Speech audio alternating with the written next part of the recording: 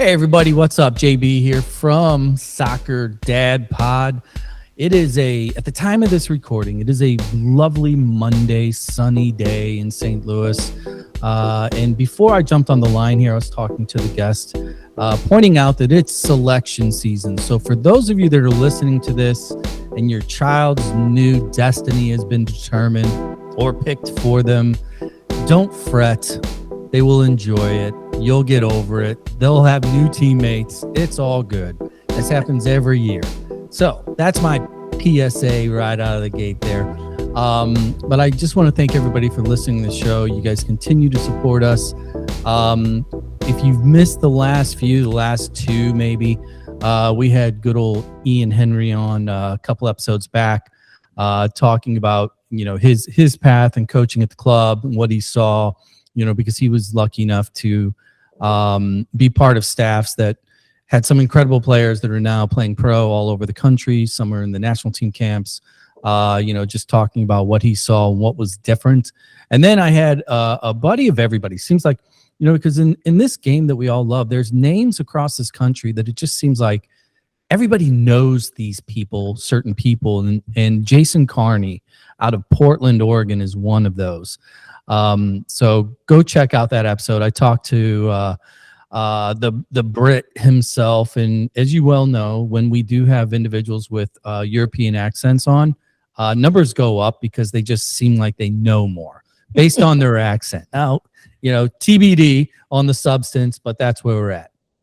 Which brings me to today's guest. He doesn't have a European accent, but he's got a little bit of a little flair in there based on his roots. And we're going to talk about that in a second. But joining us from the metropolis that is Omaha, Nebraska, Coach Torres from Creighton. How's it going, Coach? What's up, JB? Thanks for having me. I'm really excited to have a little bit of fun and hopefully a little bit of banter. Like you said, not quite the European accent, but I don't know. I don't even think I have a Southern accent, even though I grew up in Houston, Texas, originally from Colombia. But I don't know. Maybe I do have an accent. I'm not quite sure. Well, it's a little bit in there. I can hear it. Now, I just want to make it clear, though, because here in the state of Missouri, when people hear you're from Colombia, they're like, oh, he's a tiger. No. Wrong Colombia. This one has two O's in it.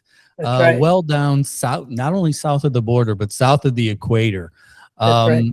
So why don't we start there? Because landing in Texas, how did that happen? And give us a little bit of your own journey, because I know that you ended up staying and your family went home. Talk about that process. What was that all about? Yeah. So, like you said, I was born south of the equator, city of Medellin, in Colombia, and my family and I migrated to Houston, Texas in 1981. I was 5 years old. Played a little bit of club ball. And at the time, the gentleman that was coaching our little team, we were Surge. The club was called Surge 76. This was prior to me playing with the Texans. But my soccer coach, he and his wife migrated from Chile to Houston, Texas in 1976. So they'd migrated to the United States 10 years prior to me arriving with my biological family. And fast forward 5 years later, 1986, my biological family decided to return to Colombia, and I was adopted by my club coach. So I was 9 years old. He and his wife had a son who was the same age, was also on the soccer team. So initially, it was pretty cool. It was a slumber party, right? When I got adopted at 9. But pretty quickly, I realized that this was bigger than a slumber party. And like any other 9-year-old would, I missed my biological family. But I'm glad that it was done. As a father of 4, quite frankly, I revel at looking at the strength that my biological parents had to leave me behind, because I think that would be hard for me to do now as a father of 4. But look, if it wasn't for that that selfless attitude that both my biological family and my adoptive family had. Um, I don't know what would have been of my life, had I gone back to Colombia at the age of 9. So, so I'm really intrigued by this because I'm certain people are listening, thinking like, was this about club soccer? I mean, I have to believe there was a lot more going on, because to leave your biological family, or for parents, because I'm a dad too. I have 3 kids. Yeah. I can't imagine what that would. I mean, it would just not happen in our household for a multitude of different reasons. What was that like though as a kid, knowing that your mom and dad, your biological family, are back in Colombia? Obviously, you're not seeing them often. Are you talking to them at the time? I mean, did you start to realize, like, was there more than just soccer? Was it the American opportunity? Was it schools? What was the impetus on top of the sport? Yeah, I think there was two factors. Number one, being that in Colombia we weren't very well off. Um, in my family, nobody had gone to a university. Not many had graduated from high school. So I think that's the first factor. Secondly, the fortitude that let's call them my adoptive parents, my soccer coach and his wife, they understood the upbringing that I had in Colombia. Um, they both felt that there was a talent that I had that could help me continue my education and hopefully take this someplace. Um, at the time, I thought it was just my dream of being a professional soccer player, right? Up until that point, I just wanted to be a professional soccer player desperately. Hmm. Very quickly after being adopted, I understood that if I wanted to become a professional soccer player, education was also going to be a vital point to get me there. And I really, to be honest with you, had no knowledge about playing at a university level up until I was adopted. Hmm. My adoptive father, Carlos, said to me, "Yes, I'm going to do everything I can to help you become a professional, but we're also going to study. We're also going to educate ourselves because you're not going to be able to play forever." And so that's when my dream kind of got molded a little bit after being Hmm. adopted, and education was placed at the forefront of what my aspirations were in the sport. So let's stick with then your adopted dad, Carlos, was he was your club coach. How long did he stay your club coach? And talk a little bit about maybe the club environment for you, going into those high school years, leading up to kind of the recruiting process. Who were you playing for? What did that kind of pathway look like leading up to starting to talk to schools? Sure. I mentioned it at the top of at the top of the interview. It's our club was called Surge 76, and it was a very small club um, between Houston and Galveston, Texas. Right? Hmm. They call it the Bay Area. We're by NASA Bay, Clear Lake area, but it was a very small club, and our father Carlos was our coach, and he was our coach uh, from the time I was adopted. I know he was my brother's adoptive brother's coach prior to that, but from the moment I was adopted up until my freshman year in high school, so from 9, we call it, I don't know, 14 maybe, Yep. 14 years of age, he was our club coach. Um, and at that moment, both his son and myself transferred to play for the Houston Texans. We both felt we wanted to play collegiately. We wanted more visibility. We thought our small club of Surge 76, even though we participated in a lot of tournaments and some showcases, we thought that going to a bigger club like the Texans would be beneficial for us. And at the time, Our coach was Roy Reese, who ultimately went on and coached a couple of the youth national teams for the USA.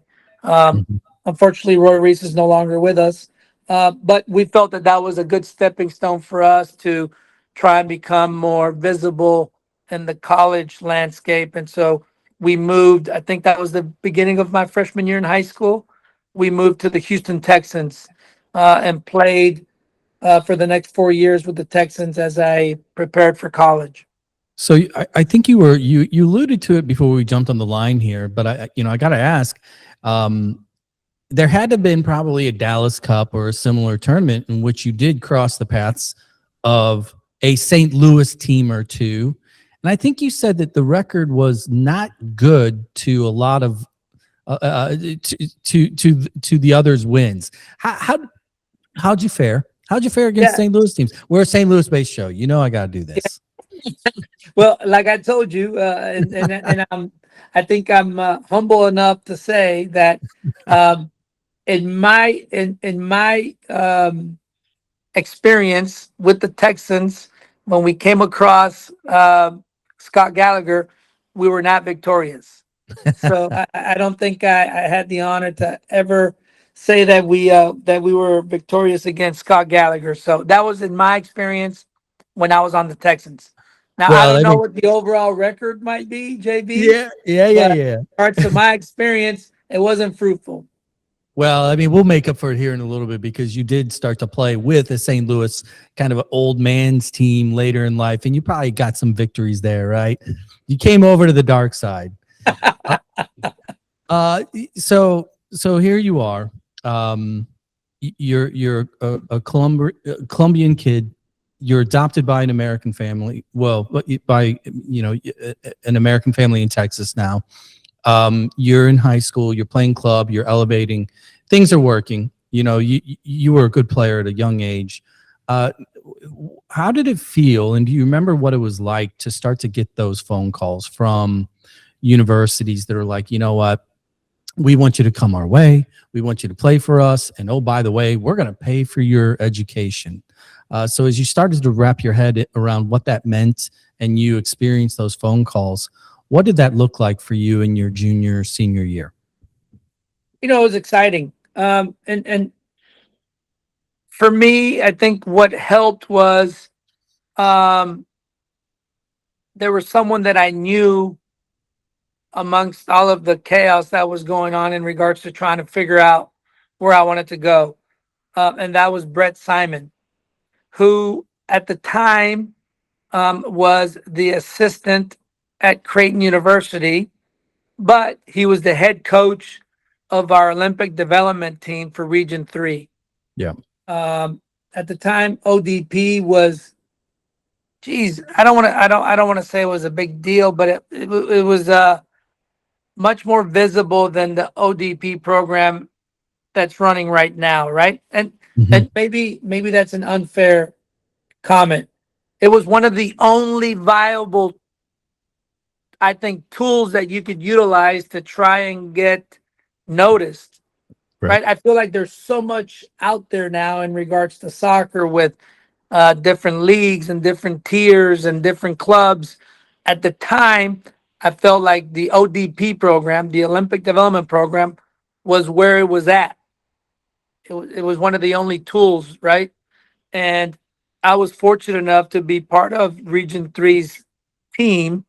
Uh, Texas was so big that it had two. It was considered in two different Olympic development categories. Mhm. I forget what the other region was where Texas was also involved, but North Texas was involved in Region 3. I think it was North Texas and four or five other states, Louisiana being one of them. But our head coach was Brett Simon. And so we're playing with the Olympic Development Program. And when I say we, I mean there was like six other guys from that same team that came to Creighton in 1994. Ross Polly being one of them, Daniel Hernandez, who had a illustrious professional career as well. Um, but there was a big group of us that decided to do that. So when I say I had a little bit of familiarity and a little bit of assistance, It was Brett Simon, being that he was already at the college level as a coach, but he kind of helped me through the process. Um, So let's talk about that because obviously you went to Creighton, but you're a kid from the Houston area. Um, yeah, ODP, you're meeting some other kids and you're doing some traveling across the region, etc. But Omaha, Nebraska in the mid 90s wasn't exactly like a mecca. Um, so do you remember the experience of maybe meeting Coach Warming, or did you take a trip, or did you sign sight unseen? What was that experience like when you knew you were going to go there and you're like, yeah, that's where I'm going to go play? yeah, no, I did take an official visit. And it was my fifth official visit. I'd gone to some other places. Um, and they were all good places, and also good experiences. But I will tell you that, um, when I took my trip to Creighton, and I'm not just saying this because I ended up here, and maybe for whatever reason I just didn't feel the same type of vibe in my other visits. Uh, but I was taken back by the unity that I felt at at the team meal, with the team. Uh, Coach Warming, like you mentioned, uh, now that I've known Coach Warming for decades, I understand that he was the catapult to that team chemistry and to that unity that they possessed. Uh, I feel even after this will be my 20th season, and we've had some pretty good groups. Uh, but damn, the closeness that that group projected was unbelievable. That group that was there during my official visit, it was a pretty neat deal. The World Cup is coming to Columbia, Illinois, thanks to Rockwell Beer Company. Make Rockwell Beer Company your home base across any of their 3 locations: the Grove, Francis Park, and now the Munich RBC at Dietrich Bank Powerhouse in Columbia, Illinois, just minutes from St. Louis across the JB Bridge. Beer, soccer, and food. With a whole field for kids to play on, the whole family is welcome to join. Munich RBC, located at 8719 Hanover Industrial Drive in Columbia, Illinois. Now, back to the show. But you're right. I will say Omaha as a city has come a long way. It's Yeah. developed nicely. It is a pretty cool little city. Uh, but yeah, back in 1994, it was completely different than in Omaha in 2026. Well, I mean, you guys look, Bob Warming, the Bob the Builder, right? That's his nickname across the country. He did a lot for Omaha and the university in that soccer stadium. But you guys also had a guy by the name of Warren Buffett that was probably right around the corner that did a little bit for Omaha as well, right? Um, Absolutely, so absolutely. so that was your 5th trip. Do you remember the other 4? What were some of the other schools that you had a choice to choose from? Indiana was a big one for me. Being with the history that program had up until that point, and the history it continues to have. UNC, SMU, um, are all great programs. You know, Mm-hmm. um, but quite frankly, um, the closeness that I felt from Coach Warming and Coach Simon, and ultimately the other 5, 6, 7 guys that decided to commit to Creighton, had a lot to do with my decision. But stepping on campus was pretty neat.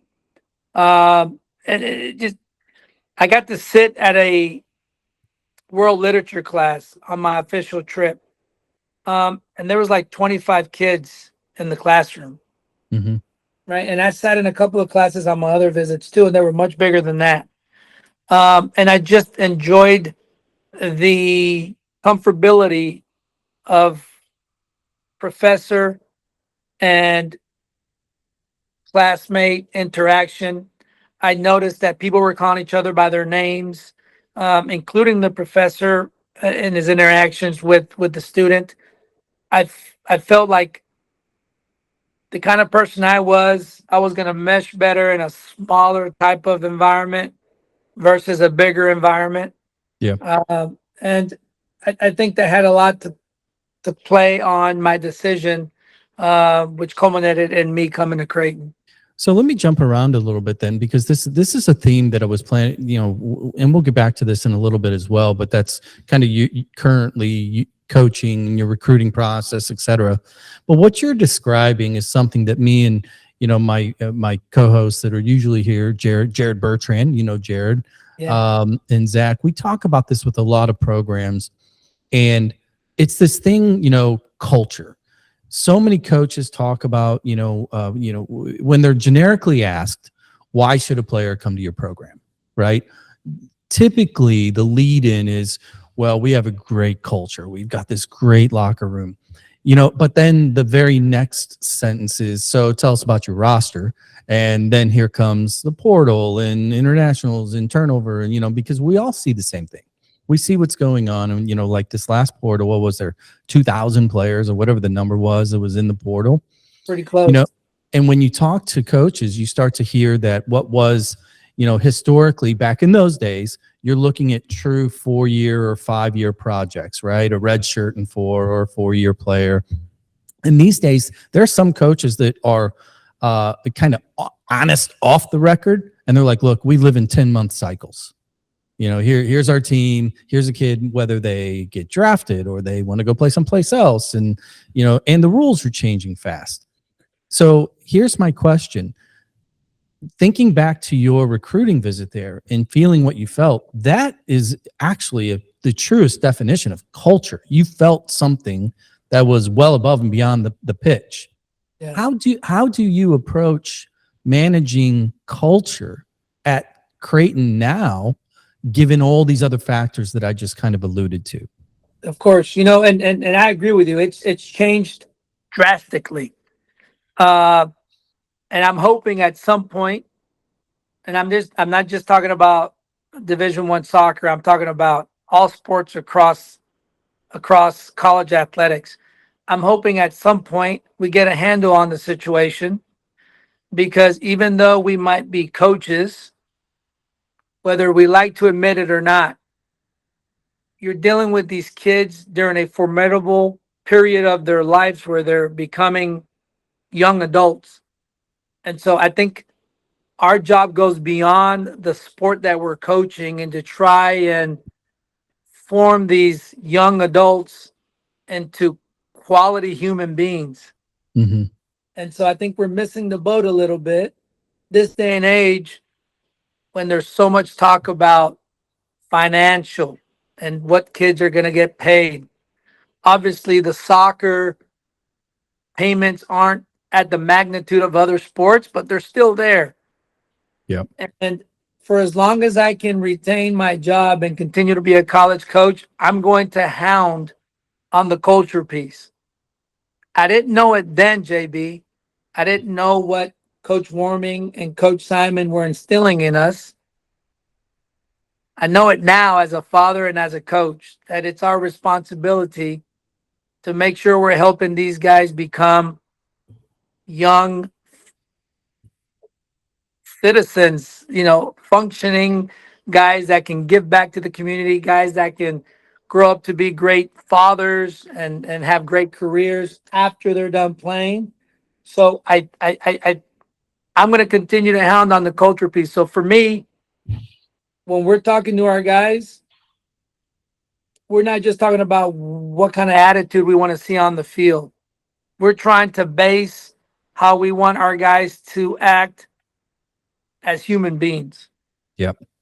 Yeah, it's funny because, there's a part of that is also, if you really want to get in the weeds of this, and again, this is some other conversations that we've had with other coaches, in so much that when you have a program that is a true kind of a quote legacy program that did at some point, right, truly value culture, and for those programs that have stuck with that, what happens is you build an alumni class, right? An alumni, we all know, look, soccer is a non-revenue generating sport. We all know that, in most cases. But the schools that do have that culture, right, which brings with it an alumni, that helps the revenue side of things, because that's called golf tournaments. That's called donation. And it's one of these things that you hate to speak to it through the lens of the finances, but there is a financial benefit to a university really valuing long-term players and Agreed. culture. Agreed. Yeah, that's my second PSA of the day. No more PSAs from me today. Let's get back to your playing days, because that was a time excuse me, a time frame in which Creighton really, you start putting some higher octane in the tank. You personally, your years, 4 years in the tournament, an incredible record. But you personally, in '96, I think you were Soccer America Player of the Year. '97, you won the big one, the Herman. Um, what did that mean to you, being this kid that left his family, that we talked about earlier, that was living in southern Texas, and next thing you know, you're in the middle of cornfields, playing under that staff, and the culmination is the highest award available for a collegiate soccer player, that being the Herman. What did it mean to you to win that trophy? To be honest, JB, at the time, I was just trying to get to the highest level as possible. When I started playing college ball, I didn't know what the Herman was. I didn't know that even existed. I wanted to go out and I wanted to make what had transpired in regards to me being left by my family to search for a better life or a better future, so to speak. I wanted to make sure that that wasn't done in vain. Mm-hmm. And so I was always trying to get out in front, be the best I could be at whatever it is I was applying myself for. Uh, my biological mom, in particular, got a lot of grief from a lot of relatives and a lot of her colleagues for leaving me behind. I always tried to reassure her that her decision was the right decision, and so I wanted to make sure that I made it and I was successful in whatever it is I was doing to justify her leaving me behind. Does that make sense? Absolutely. And So so, go ahead.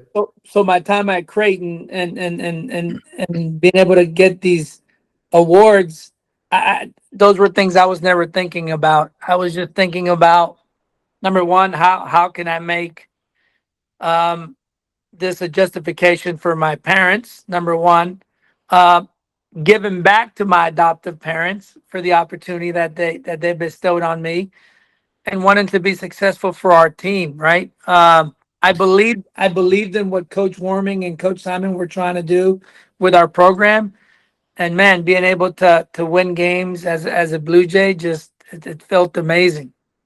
So let me ask a follow-up question, because um, you obviously you excelled at the collegiate level, hence the Herman and everything else. You went on to play pro. We'll touch on that in a second. But then you've spent really the rest of your life up to this point still more a student of the game, a teacher of the game as a head coach, and your Rolodex is loaded with peers that have checked incredible boxes. Do you look back now, though, at the Herman, knowing that your name is on a list with probably some idols, some peers, some fellow soccer people that have climbed the Mount Everest of American soccer in particular? You're part of a unique club. Now that you are older, and not have as humble of an answer, what does it really mean to you in hindsight to be that guy, to have that opportunity to be you're the best in the country? Well, it's crazy you put it that way, because there are some guys on that list that I look at and I say to myself, wow, like the career that Claudio Reyna's had, John Harkes, Lexi Lalas, Tony Mayola, whoever, whoever you want to think of, who I look at as pioneers of our sport in our country. When I Hmm. look at it in that perspective, I feel like I'm not worthy to be in that list, you know. But I do look at it from a different lens now as a soccer coach.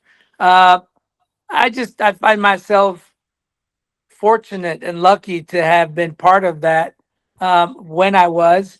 When I think back even to how close of a margin I could have been from not even being any part of this. I could have been Yeah. in back in my native country working as a mechanic. Who knows, Yeah, I mean, it's just it's a life is a game of inches, right? Yeah. Um, so let's move on to the next phase, because I mentioned it a second ago. You also had an incredible professional career spanning 11, 12 years roughly. I want to talk about that '98 college draft, which I looked at the list and I thought, oh, this is great. This is just right on point for our show, right? You were the fifth pick overall. I'm going to ask you two questions. Do you know the name of the persons, the one that was in front of you and the one that came after you? Do you remember those names? I do not, but I know the person that went first. And I simply remember that because I was supposed to go first. At least I was told the night before. And then in the morning, I was told why I was not going to go first anymore. Um, but I unfortunately don't remember No, number. fourth or sixth. So go ahead. Who was number one in the draft pick '98? Leo Cullen. Correct. Yes. Now, fourth was a good old St. Louis boy by the name of Chris Klein. Oh my goodness. And then sixth, which this is another thing, like it's a feather in your cap. You can say, look, I got picked first, was some dude from Georgia by the name of Clint Mathis. Yeah. Like that's that was kind of like it's not surreal to me. I just found that incredible because that was really the generation. There was a generation of time because when you went into college, 94 was the World Cup. We all knew that MLS was coming. Right. And so you guys you legitimately had something to play for. You knew that there was going to be a pro league because prior to that, just a few short years earlier, you and I both know because we're the same age. Like when you thought about, okay, what's next? There wasn't a next. It was Yeah. indoor or bust. So did the reality and the inception of MLS, how did that change you as a player, as far as what your dreams were? Did it adjust how you attacked your goals? Oh, absolutely. Absolutely. Prior to 94, I only envisioned if I had the opportunity to play professionally, it was going to be overseas. Mm-hmm. Uh, as a dream to play professional, you imagine how difficult it's going to be. But when you have to equate it with having to go to a foreign country to do it, it's near impossible, right? So I felt that dream seemed more attainable once we see the MLS come to fruition, Yeah. right? It seems more attainable. So, Uh, so the way I just thought of something too. '94 World Cup, obviously the infamously famous game between the United States and Colombia. yeah, What did that game mean to you? Kind of obviously, given your roots, yeah, were you on the phone with back home and you yeah. I know was I was on both sides. Look, I understood that I was born in Colombia, but I also understood this new reality that I had with all the opportunities at my disposal because of this great country. And so I always struggled, even to this point. I'm a U.S. citizen now. That's one of the things that I was so proud that I was able to attain while I was at Creighton. Mhm. I became a citizen in my junior year. But yeah, I was in both fronts, right? Obviously, my parents are they were big Columbia fans, and um, I was between the two. Um, and that particular game, it's got a weird taste in my mouth, not just because of the result, but also I'm sure Yeah. you know of Escobar getting executed. Yeah. Uh, some might say it was because of the own goal. Some might say it was because of some other things. I guess we'll never know. But uh, quite frankly, it's either way you look at it, it's pretty appalling that it happened. But yeah, no, it was an exciting time for myself and shoot for the entire country. Like you said, people knew that the MLS was coming, and that 1994 World Cup was was was a catapult.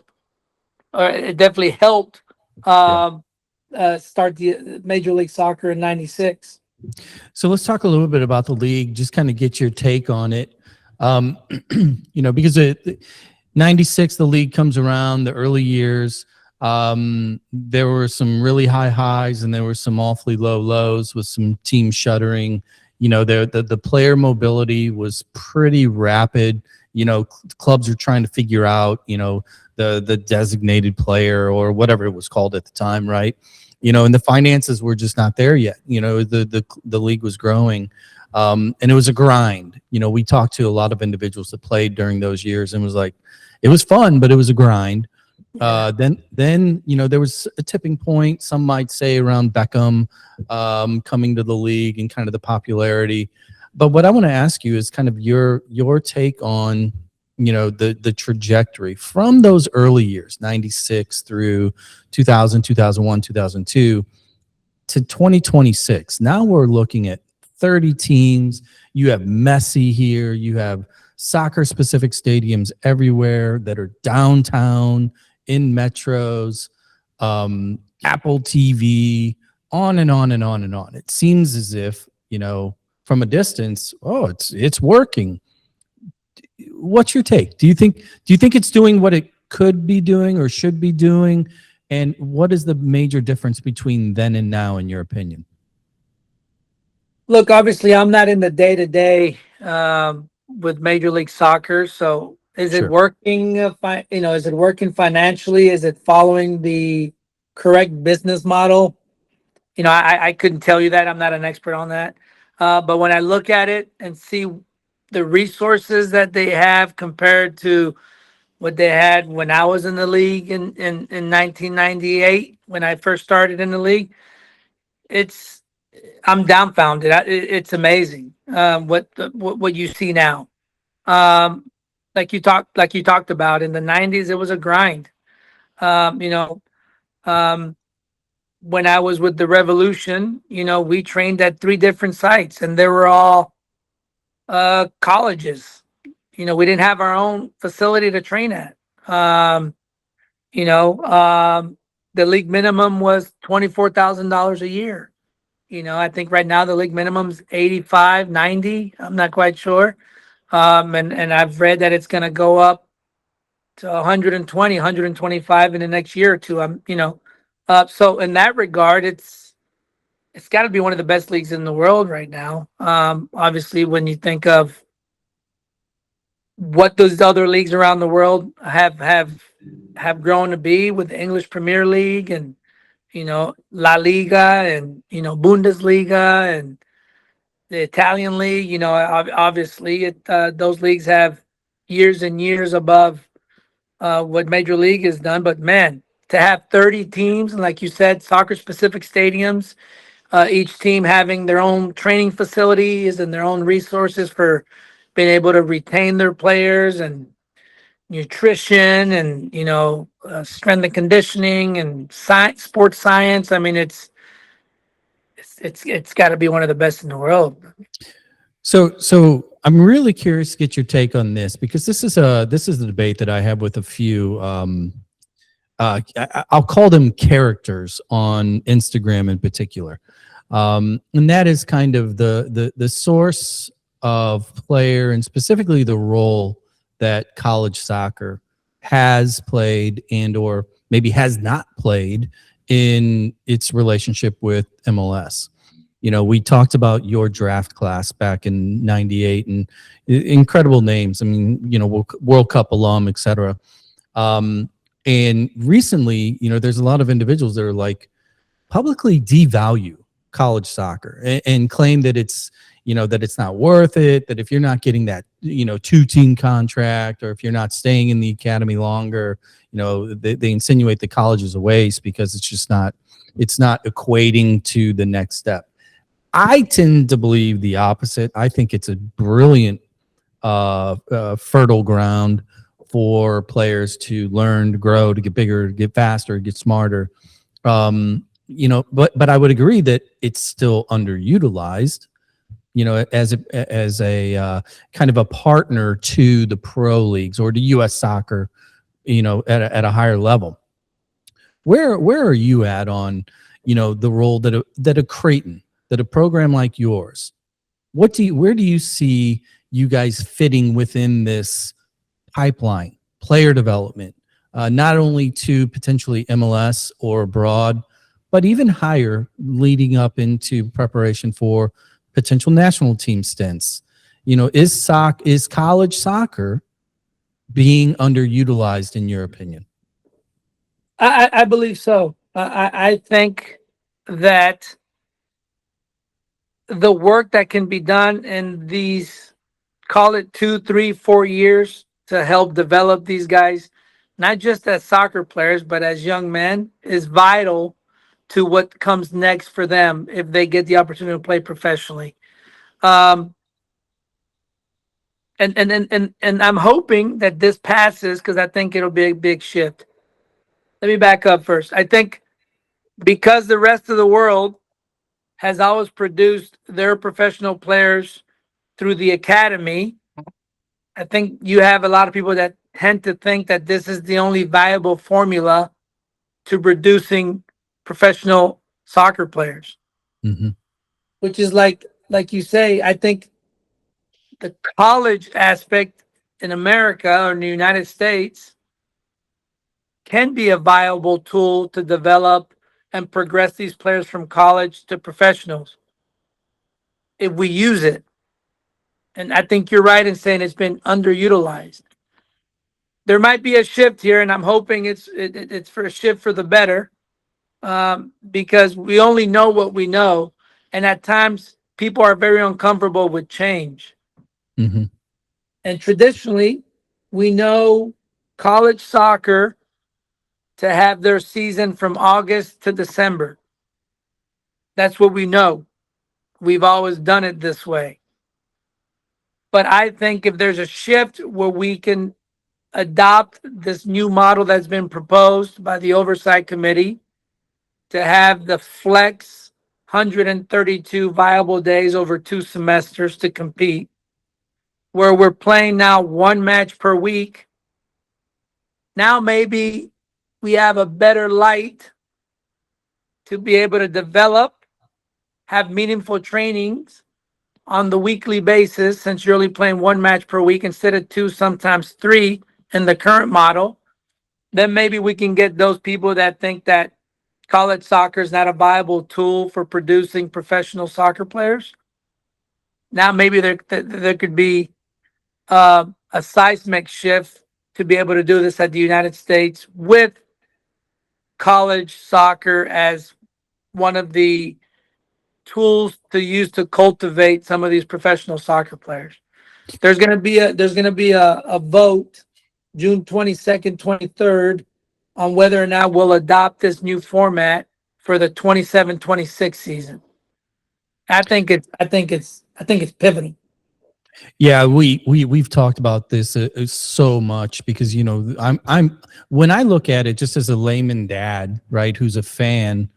If you go to the fall spring, number one, it's the impact. You're going down to one game a week, right?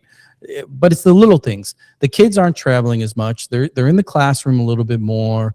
Yep. That rolled ankle that might have cost you 5, 6, 7 games now only costs you 2 or 3. Absolutely. And then it eliminates the ridiculousness that is the spring season with all these these limitations that are like taking kids out of training is what it does. Yeah. Right. So yeah, anyway, that's my third PSA of the day. I said I was going to stop there. So I'm curious to get your thoughts on, because this is arguably the hottest topic that most of our listeners that are parents, this is what they care about, and that's pathway. Because it's one thing to be in a pro academy and look at a path that is maybe going to a two team, and you're hoping for that homegrown contract, which is a percent of players, right? So the reality is most people that are, really being honest with themselves, they're hoping for college soccer. They're hoping for high level college soccer that is, Division 1 or whatever that good fit is or right fit is. For a program like Creighton, in your experience, because you're now 20 years, almost 20 years of coaching there, what are you seeing as far as like where you're seeing the right fits? Is it MLS Next? Where's ECNL in the process?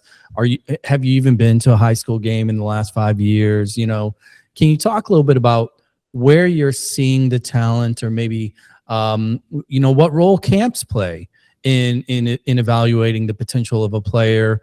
Where are you going out to find the little fishies? You know, for us, I think we have to be flexible. We have to take a seat back and look at what's happening around us. Like when I look at the club scene today versus what the club scene was 10 years ago, there's a big difference, right?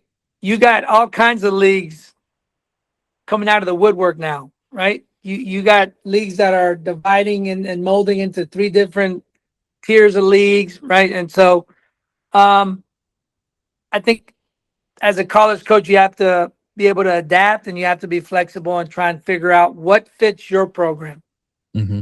right? Obviously, in a perfect world for Creighton, we'd love to get the top academy kid, right? But when we're realistic about it, a lot of times the top academy kid is a kid that's homegrown, right? And if you go after those kids, you're going to have to fight against some very good programs. Number one. Number two, he might end up signing pro anyway, right?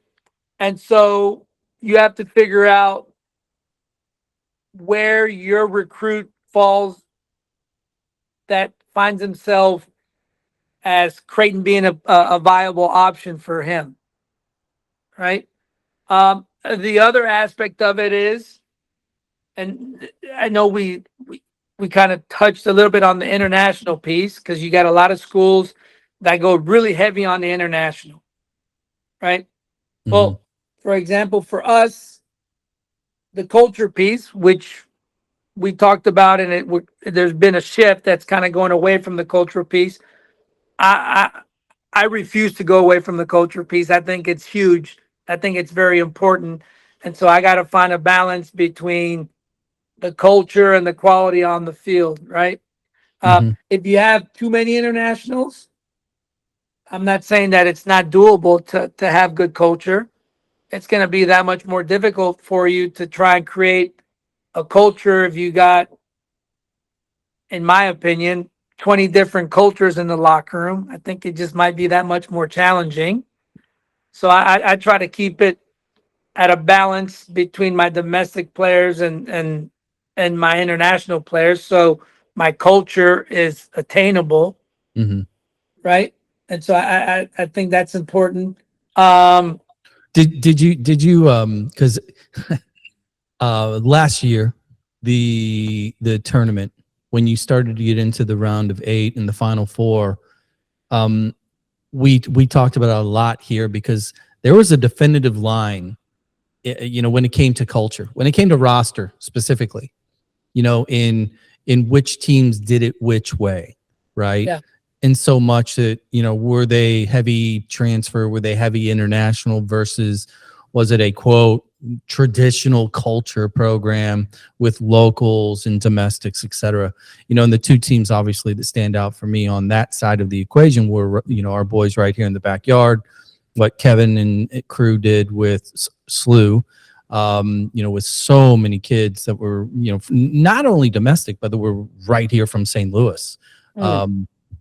But then you had Washington. right? And of their 28 kids, what, just 25 domestic and 21 or 22 were from the state of Washington. Um, the question is, all these teams, you play many of these teams, right? When you looked at that Final Four and you saw kind of that difference, and almost exclusively a domestic team that was a backyard team win it, did that mean anything to you, kind of as far as like where college soccer can go, what it can be? Because there's a lot of people that are really afraid of the optics of a 27 internationals and a backup goalie as the domestic. Did the Final Four, did any of that resonate with you?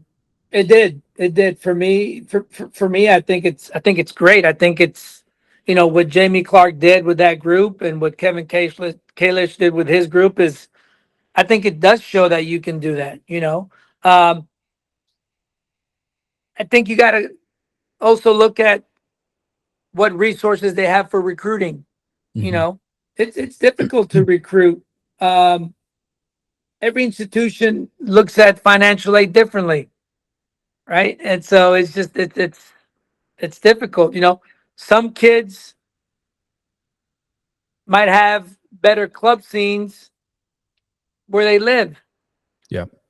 right? And so I think so many things go under. You have to take under account.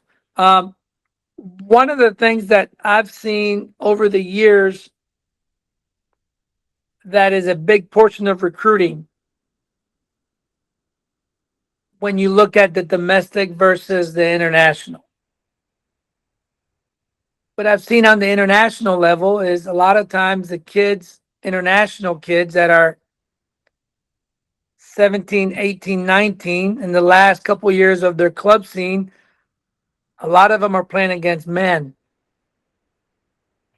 And so their development in those last 3 years before college, I would call it a little bit more experienced or advanced than now. You're starting to see a shift here in the States, but when you look at even 10 years ago, our 17, 18, 19-year-old was playing against kids their age Mm-hmm. for those last 3 years before college. And that's where you saw a big difference in their development by the time they arrived to college, right? I think now there's been some changes domestically where a lot of these kids are playing on the two team, call Yeah. it the two team, where you see a difference now, the domestic kid coming in, right? I think where we can start to do a better job is making sure those domestic kids understand, like you said, the ones that actually sign pro are like a one of a 1%. Like, Yep. these clubs need to educate their kids and let them know that it is a viable option to go to college and still be able to sign pro. Where I think in years past, they get pounded with pro, pro, pro. You're going to be a pro. You're going to be a pro. And then end up not doing either of the two. Right. Right. So I think that's where it becomes important for us to have this relationship. And just recently, it seems U.S. soccer and Major League Soccer have become more eager to come to the table to talk to the NCAA about, hey, how do we utilize this triangle between U.S. soccer, Major League Soccer, and the NCAA to make sure that college soccer players are a viable option for the pros and for our national team. Yeah, I love this because so many things that you said as I'm listening, I'm hearing also like the things that are kind of between the lines. For example, one of the advantages of college soccer, just by the sheer structure of its season up to this point, you have one goal, right? If you go to Indiana, you go to Creighton, you go to SLU, you go to any of these schools, you have one goal. It's not to develop. Your goal is to win. You have to win. You want to win your conference. You want to get to the tournament. You want to win games, right? Yep. Whereas in the academy environment, so often because of the way that they're operating in this, incredible focus on development, tactics, and technical over and over again. These pro academies, they're looking to sign a homegrown. They have the academy. Would they like to win? Absolutely. Everybody likes to win, but really their job is to sign a pro. So the kids that are within that system often kind of get lost in the development process.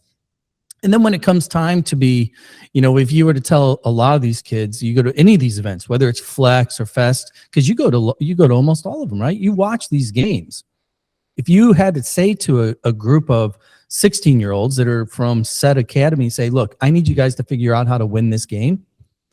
A lot of them would just look at you as if you're just, a three-toed sloth. Like, what do you mean go win this game? Because they develop. They don't compete. College teaches these kids to compete. And I think at the pro level, it's kind of the same thing. By the time you get there, you have one job: win games. Yeah. So what do you see a shift? Do you see that being with the extended season? Could that be the real advantage that college soccer presents to our domestic pro leagues? Because USL is growing as well. But even that funnel to the first team, because this is a long-winded way of me asking you the question about Sam Sarver. We've talked about him a lot lately. He has become really our favorite player within MLS for all the reasons that most people would never think of making him their favorite player. He just has piss and vinegar running in his veins. All through his veins. And can't stand to lose. Yeah. How do you view that? How do you attack your crew, your culture, your players, and move them into a mindset that is a Sam Sarver-esque mindset? Yeah, and I think you see this quite a bit in a lot of the events that we go to, where the guys on the field that have the most touches are the two center backs and the goalkeeper. Right? It's like, okay, you guys are organized. Okay, you have a system that you're trying to utilize. I get that. But I think there's an issue when it becomes to be, like, I think of like when you're driving through a new subdivision, all the houses are exactly the same, maybe just different colors, cookie cutter type of neighborhood.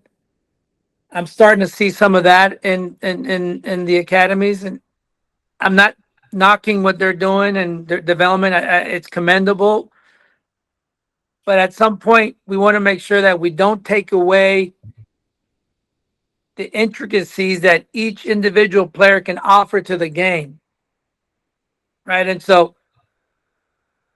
when we're training our guys, we're always asking the question, what do you bring to the table that's different from everybody else?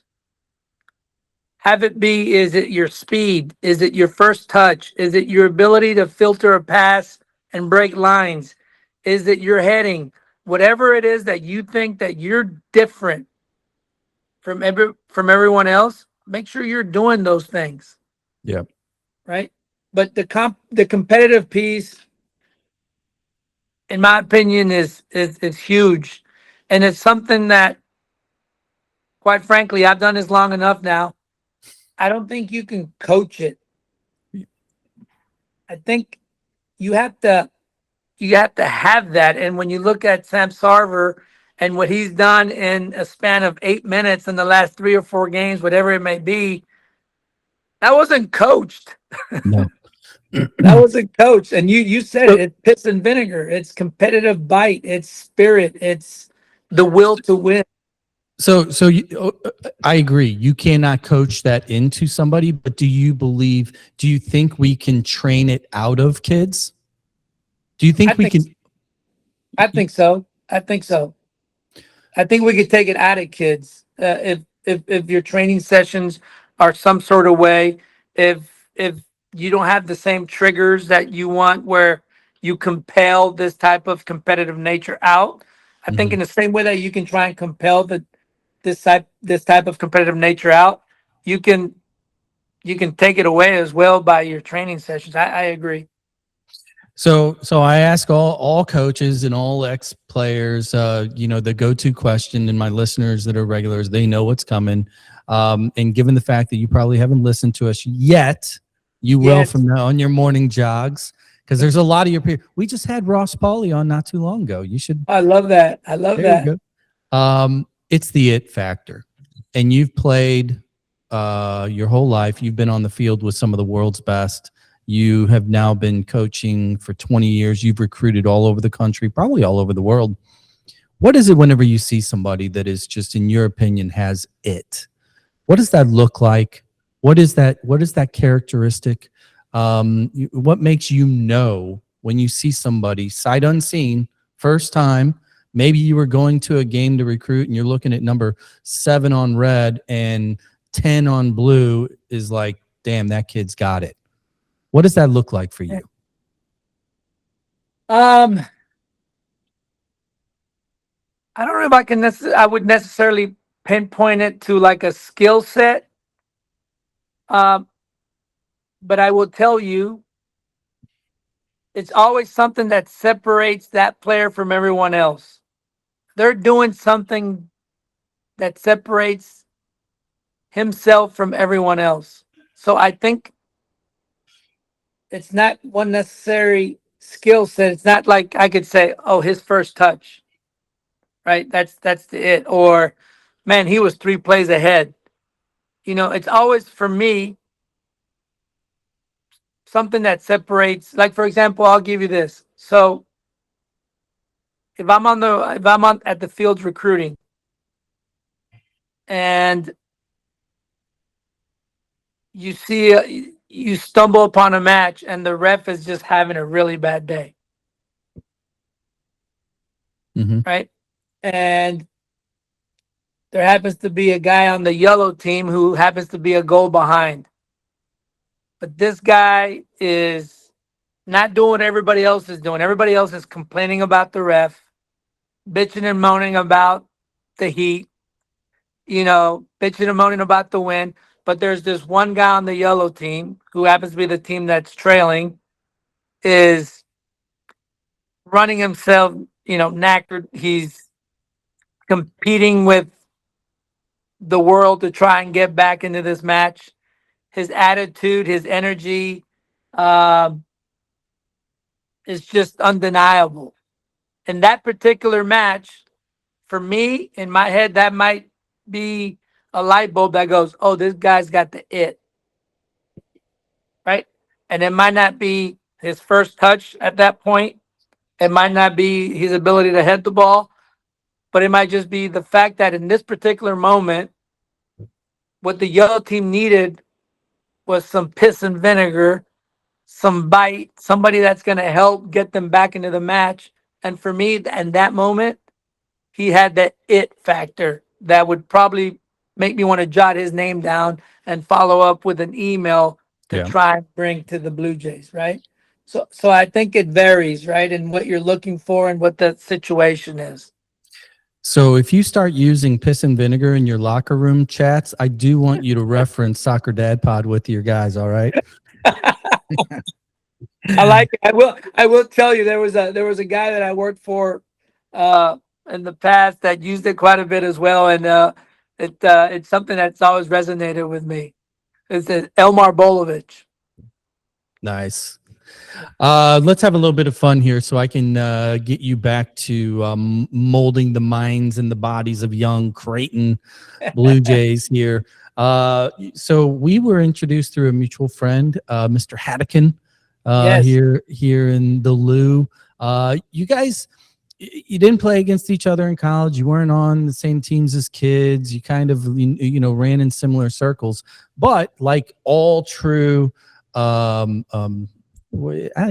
soccer dads, you end up playing in over 30 leagues, and that's where you guys cross paths. Tell me about this St. Louis Ajax team. Man, I'll tell you this much. It was guys that I always hated playing against because they were so damn competitive, and just had this willpower to win at all costs. Uh, and when Jason Mims, who's also very close to Hads, um, gave me the opportunity to play for this team, I jumped all over it. And these teams, I'll tell you what, we would go to these tournaments or these events, and we got a national championship. But Well, he told me there were two. Were yeah, there actually, two? we do have two. We do have two, and I will tell you this much: uh, there was no fun spared during outside of the competitions. I'll just leave it at that. So the fact that we were able to win two, even though there was no fun spared, is saying something. It's saying something. So if it's a St. Louis-based team, were you sponsored by Bush, Bud Light, Ultra, or Michelob? It might have been all of the above, All JB. of the above. That's the right answer. Well, hey, Coach, this has been a blast, man. I really appreciate you finding the time and joining. The listeners, I'm sure, enjoyed the insight in your own pathway. It's kind of it's an inspiring story for a multitude of different reasons, and it's really highly commendable what you are doing, in Omaha at the university, because it sounds as if you're happy. Sounds as if you don't have plans. You're just going to keep trying to rack up those wins. Am I close? Am I on point there? No, absolutely. Hey, it's always been special to be able to come back to my alma mater. I've enjoyed my 19 seasons here, and hopefully, I got many more to come. I love it. Well, don't go anywhere. I'm going to let these listeners go. Thank you for tuning in to yet another Soccer Dad Pod. Like, review, follow, share. It's all free. We've got that low self-esteem. Help us out, people. Until next time, we're out of here.